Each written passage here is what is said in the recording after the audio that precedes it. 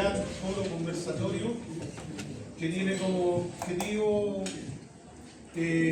poder desarrollar algunos temas que nos convocan a fin de debatir reflexiones y elaborar propuestas de acciones para desde el campo popular generar un programa que le dé proyección al momento y no quedar prisioneros de lo transitorio.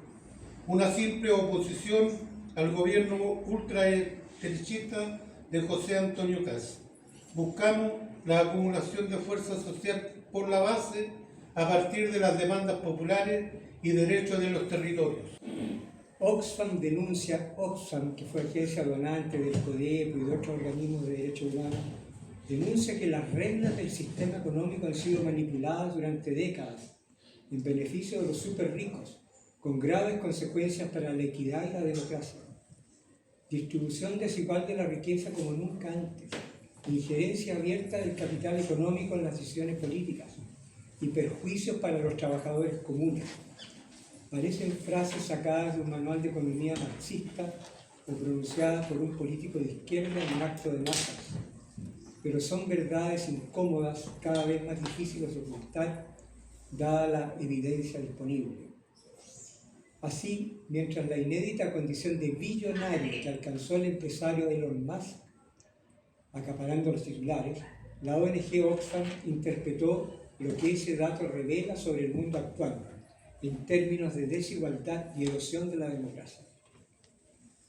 Las cifras expuestas por la organización son reveladoras.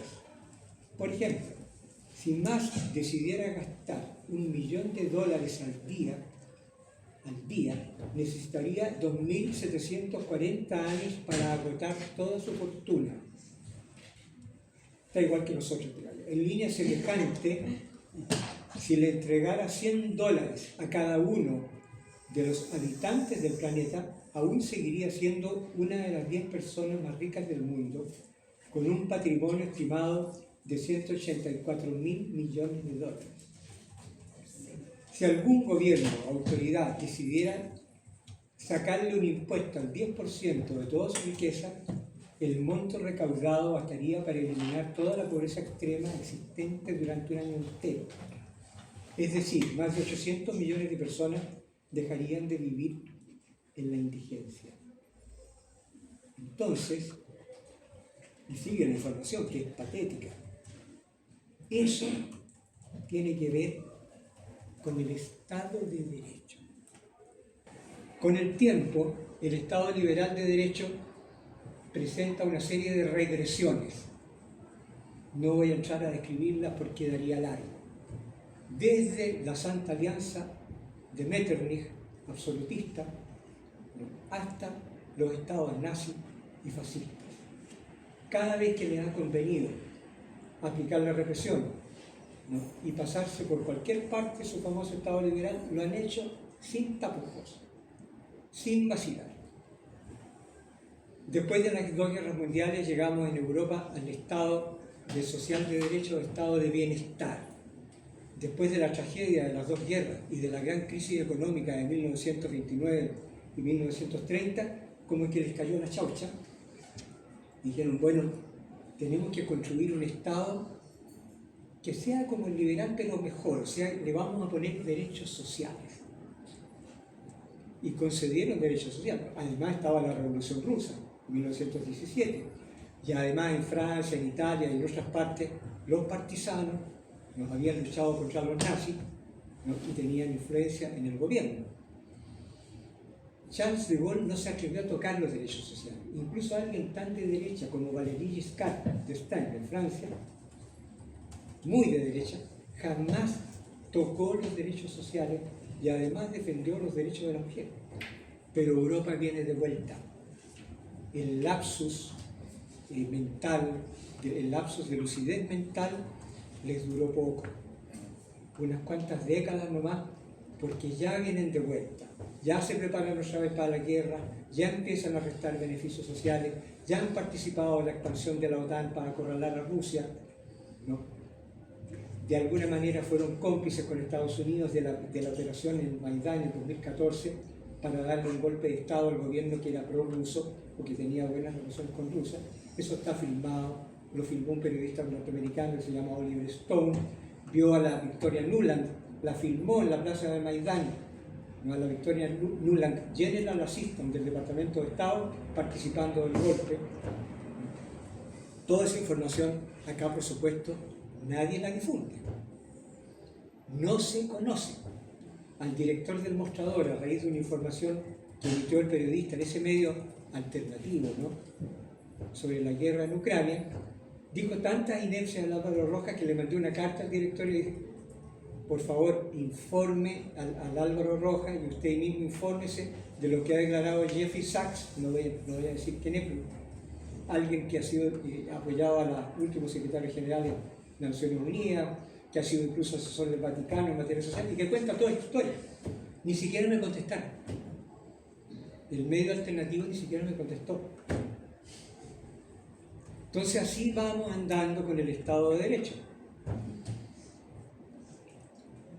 En cuanto a nosotros, desde mediados de la década del 50 del siglo pasado, hay un vasto proceso social en casi todo el planeta.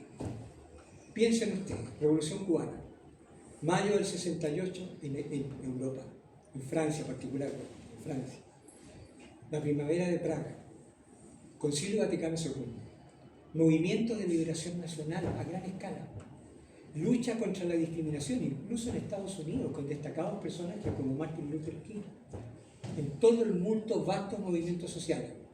¿Qué pasó? Advino, tiempo o décadas después, la seguridad nacional, con su doctrina, su tortura y sus prácticas, y con los regímenes de seguridad nacional y con las dictaduras de la seguridad nacional. La postulación del Estado liberal de derecho termina para nosotros, en esa época, en las dictaduras de la seguridad nacional, que no solo mataron civiles desarmados, no solo aplicaron la tortura, sino que privatizaron todo lo que pillaron a mano. En Chile, toda la riqueza construida en este país a través de la Corfo, desde Pedro Aguirre Cerda en adelante, con la conformación de empresas del Estado, desde la electricidad hasta el acero, etcétera, etcétera, ferrocarriles, todo eso se lo echaron al bolsillo a vil precio. Y después de eso, adviene la democracia. La democracia tutelada, porque al principio teníamos a los militares, como según la Constitución, los militares eran los custodios de la Constitución, tutelaje militar, y senadores designados. Después de la democracia tutelada vino el Estado subsidiario, la democracia restringida. Ya no hay tutelaje militar, no hay senadores designados, pero el eje, la estructura institucional sigue siendo exactamente la misma. Con esto cierro, porque lo que quiero señalar luego, pero conversando con ustedes, es cuál es la importancia del sistema internacional de derechos humanos, que está hoy día en peligro por obra de un gángster que gobierna en Estados Unidos. Peor que un gángster, porque los gángsters también tienen ciertos códigos, pero ese señor no tiene ningún código.